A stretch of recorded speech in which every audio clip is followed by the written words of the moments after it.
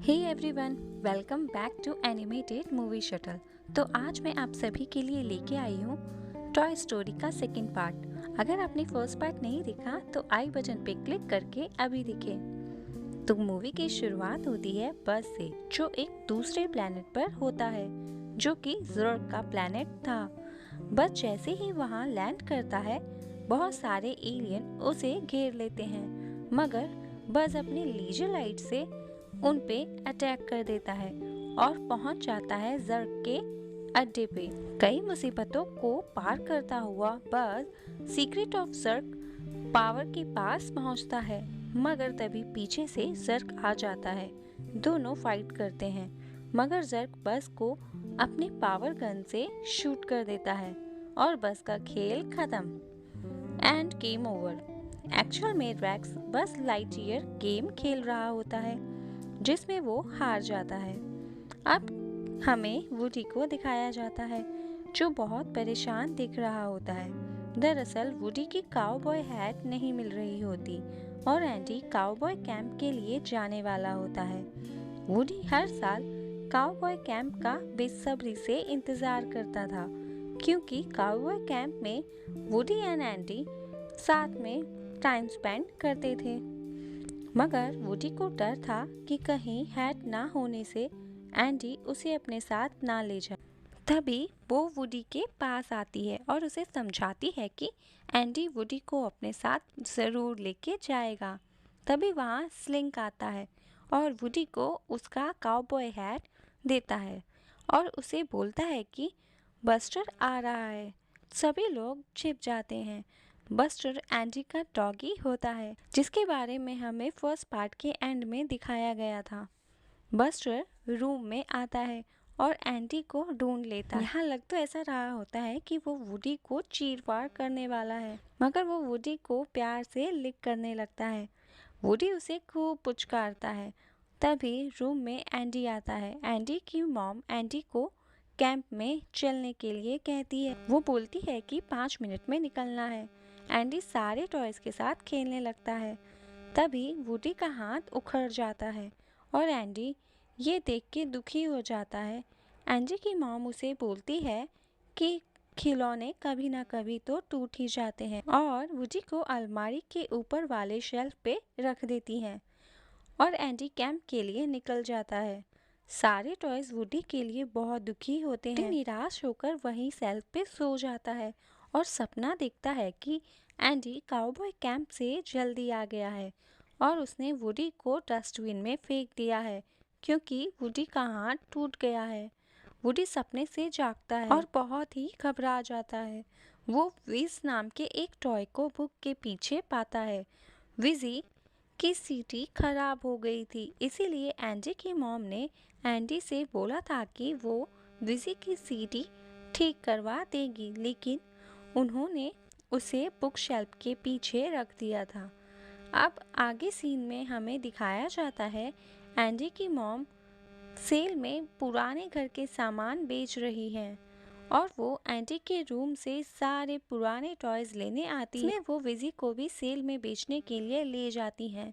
Woody buster पे बैठ के विजी को बचाने जाता है। वुडी विजी को सेल बॉक्स से निकाल लेता है और उसे बचाकर वापस घर में जाने लगता है, लेकिन वो बस्टर पर से नीचे गिर जाता है। तभी एक अधेड़ उम्र का आदमी वुडी को खरीदने के लिए $100 देने की बात करता है, मगर एंटी की मॉम वुडी को नहीं बेचती और उसे मनी बॉक्स में लॉक करके रख लेती हैं। वो आदमी सबका ध्यान भटका के लॉक तोड़ के वुडी को चुरा के अपने साथ ले जाने लगता है। बस एंड बाकी सारे टॉयज ऊपर से ये सब देख लेते हैं। बस वुडी को बचाने के लिए कार के पीछे जाता है, मगर बस कार से गिर जाता है। बस गाड़ी के नंबर प्लेट से कार के मालिक को फाइंड आउट करने की कोशिश करता है। तब उसे याद आता है कि वो आदमी और कोई नहीं, टॉय स्टोर का मालिक एल्स टॉय बर्नर होता है। इधर हमें वुडी को दिखाया जाता है, जिसे एल्स अपने ऑफिस में ले आया होता है और वो उसे अपने रूम में छोड़कर वहाँ से चला जाता है। वुडी उस रूम से निकलने की कोशिश करता है, मगर विंडो से बाहर जाने के लिए जब वो विंडो पे पहुंचता है तो उसे मालूम चलता है कि वो एक बिल्डिंग के किसी रूम में लॉक्ड है। वो वहां से निकलने की कोशिश कर ही रहा होता है, तभी वहां Bullseye, cow girls Jessie and prospector आ जाता है और उसे बताता है कि वो कितना फेमस है। एक्चुअल में वुडी 1950 में आने वाले children's TV show round up का मेन कैरेक्टर था। ये शो बहुत ही पॉपुलर होता है। एल्स का पूरा रूम राउंड अप शो की चीज़ों से भरा हुआ था। बुलसाई वुडी को उसका पॉपुलर टीवी शो दिखाता है। इधर सारे टॉयज एल्स टॉय स्टोर का एड्रेस निकालते हैं और Buzz and Mister Potato, Slinky, piggy head and dinosaur Rex Woody को ढूंढने के लिए और उसे बचाने के लिए घर से निकलते हैं। इधर वुडी अपना पुराना टीवी शो देख के बहुत खुश होता है। वहाँ वुडी के बहुत सारे टॉयज होते हैं जिन्हें देख के वुडी सोचता है कि काश यहाँ मेरे सारे फ्रेंड्स होते और वो देख पाते कि मैं कितना फेमस था। स्टिंकी पीट वुडी को बताता है कि एल्स उन सब को टोक्यो जापान के म्यूजियम में ऊंचे दामों पर बेचने वाला है। वुडी बोलता है कि उसे जापान में नहीं जाना, वो अभी भी एंडी का ही टॉयज है। तब उसे स्टिंकी पीट बताता है कि हम यहाँ कई सालों से गोदाम में पड़े हुए हैं क्योंकि म्यूजियम वाले राउंड अप का पूरा सेट खरीदना चाहते हैं और तुम्हारे बिना वो हमें नहीं खरीदेंगे। तभी वहाँ एल्स आ जाता है और वुडी एंड बाकी सब राउंड अप टीम का फोटोग्राफ लेने के चक्कर में वो वुडी के पूरे हाथ को तोड़ देता है। वुडी रात में एल्स के जेब में से अपना हाथ वहाँ निकालने की कोशिश करता है, मगर तभी टीवी ऑन हो जाता है और एल्स जाग जाता है। वुडी का टूटा हाथ लेके रूम से चला जाता है। वुडी जेसी को टीवी ऑन करने के लिए ब्लेम करता है। जेसी बोलती है कि उसने टीवी ऑन नहीं किया और वो दोनों झगड़ने लगते हैं। उधर बस एंड बाकी सारे टॉयज एल टॉय स्टोर पहुंच जाते हैं। क्रॉस करने के चक्कर में पूरे रोड के ट्रैफिक की बैंड बजा देते हैं। सारी गाड़ियों का चक्का जाम करके सारे टॉयज रोड क्रॉस कर लेते हैं। सारे टॉयज टॉय स्टोर के अंदर जाते हैं। दूसरी तरफ वुडी को रिपेयर करने के लिए एक ओल्ड मैन आता है और वुडी के शूज, हेयर, आईज, बॉल्स सबको पेंट करके उसके हाथ को वापस से स्टिच करके उसे एकदम नए टॉय के जैसे बना देता है। सारे टॉयज एल्स के स्टोर में वुडी को ढूंढते हैं। तब बस को स्टोर में बस लाइट ईयर के कई सारे टॉयज दिखते हैं। साथ ही उसे बस का न्यू एडिशन टॉय नज़र आता है जिसमें यूटिलिटी बेल्ट का न्यू फीचर होता है। सारे टॉयज कार में बैठ के एल्स को ढूंढने में लग जाते हैं। वो बारबी डॉल से हेल्प लेते हैं। बारबी कार चलाती हुई उन्हें पूरा स्टोर घुमाने लगती है। उधर बस उस दूसरे एडवांस बज लाइट ईयर टॉय का यूटिलिटी बेल्ट लेने की कोशिश करता है, मगर तभी वो दूसरा बज जाग जाता है और फर्स्ट बज को एक स्पेस से भागा हुआ टॉय समझने लगता है और उस पर अटैक कर देता है। बस उसे समझाने की कोशिश करता है कि वो कोई स्पेस रेंजर नहीं बल्कि एक टॉय है, मगर वो बिल्कुल भी नहीं समझता और बस को एक बॉक्स में बंद कर देता है। सारे टॉयज बस एडवांस को देखते हैं और उसे ही बस समझ के साथ चलने को बोलते हैं। डायनासोर रेक्स उसे बोलता है कि उसे मालूम चल गया है कि जर्ग को कैसे ख़त्म किया जाए। ये सुन के बस एडवांस उन सब के साथ बैठ जाता है। असली बस बॉक्स से उन्हें रोकने की कोशिश करता है, मगर कोई उनकी आवाज़ नहीं सुन पाता। इधर वुडी वहाँ से जाने के लिए तैयार होता है, जिसके कारण जेसी बहुत उदास हो जाती है और बताती है कि उसके पास भी एक ह्यूमन थी, एमिली, जिसके साथ वो पूरा टाइम बिताती थी। टाइम बीता और एमिली बड़ी हो गई और जेसी को डोनेट कर दिया गया। वो बोलती है, हम बच्चों को नहीं भूलते, मगर बड़े होने पे बच्चे हमें भूल जाते हैं। प्रोस्पेक्टर स्टिंकी पीट वुडी को समझाता है कि एंडी बड़ा हो रहा है और वो भी तुम्हें एक दिन छोड़ देगा। तुम अगर हमारे साथ रहोगे तो जीवन भर म्यूजियम में बच्चों के फेवरेट बने रहोगे। उधर सारे टॉयज एल्स के ऑफिस में जाते हैं। असली बज़ भी बॉक्स से खुद को छुड़ा लेता है और एल्स के बैग में टॉयज को देख के उसके पीछे जाने लगता है। बस एल्स के पीछे जाने लगता है मगर उससे स्टोर का गेट ओपन नहीं होता। इसके कारण वो वहाँ रखी बॉक्स के सारे टॉयज को गिरा देता है, जिसके कारण गलती से जर्क का बॉक्स भी खुल जाता है और जर्क बस को देख के उसे अपना एनिमी समझ के उसके पीछे निकल पड़ता है। एल्स टॉयज वाला बैग कार में छोड़ के बिल्डिंग में जाने लगता है। सारे टॉयज एल्स का पीछा करने लगते हैं। सब टॉयज टनल से होते हुए बिल्डिंग में ऊपर जाने लगते हैं। असली बस भी उनके पैरों का पीछा करता हुआ उनके पीछे जाने लगता है। इधर एल्स जापान जाने के लिए सारे राउंडअप टीम को पैक करने लगता है और वुडी भी जापान जाने के लिए एक्साइटेड होता है। सारे टॉयज लिफ्ट से होते हुए वुडी तक पहुंचते हैं और उसे लेके जाने ही वाले होते हैं कि तभी वहाँ असली बस आ जाता है और अपने शूज़ पे एंडी के नाम को दिखा के सबको यकीन दिलाता है कि वो ही असली बस है। वुडी बस को बताता है कि वो अब एंडी के पास वापस नहीं जाएगा। वो अपनी मर्जी से जापान के म्यूजियम में जाना चाहता है।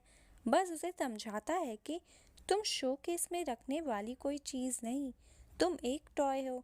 टॉय की असली जगह बच्चों के पास होती है।